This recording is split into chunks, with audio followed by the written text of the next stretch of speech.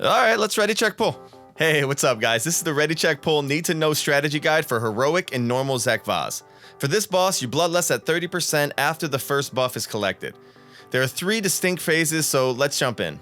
For phase 1, tanks start off by pulling the boss to the center of the room, keeping Zek'voz faced away from the raid. The DPS and healers want to stay spread for most of this phase to avoid extra damage going out from I-Beam. I-Beam is phase 1's unique ability that puts a purple debuff on a random player, which can spread and do way more damage if other players are within a few yards. Also in phase 1, several small adds will occasionally spawn. These adds fixate random players, so try and group them up and nuke them down. AoE stuns, interrupts, and things like that work perfectly.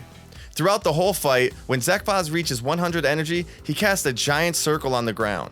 There'll always be one of 3 safe zone options available: inner, middle, or outer. Just stand in the safe zone to avoid the blast. While this is going on, the tanks have to deal with a combo that consists of 3 separate attacks. First is a magical frontal cone, second is a huge physical attack, and third is the same as the first attack, another magical frontal cone. Make sure to use the CD on the second attack and have the other tank taunt off immediately after the third attack, because the frontal applies a massive heal reduction. At 65% health, phase 2 will start. Phase 2's unique ability is a green debuff that targets a random player and drops a deadly cloud at the end of its duration.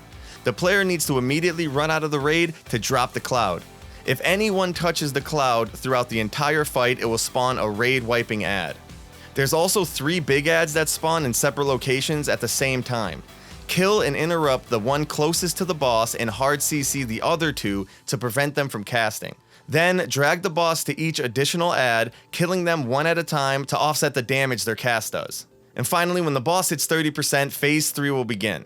Phase 3's unique ability is a purple orb that slowly falls from the ceiling. The orb needs to be soaked by a single player as it hits the ground. This player will get a huge damage and healing buff for 30 seconds. When the buff expires, the player will then be mind controlled and cause an 8-yard explosion.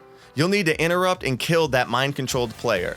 The purple orb will continue to bounce from one random spot to another, getting soaked by a single player each time.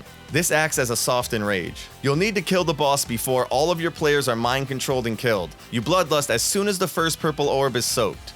And that's the entire fight. You can find more guides at readycheckpull.com.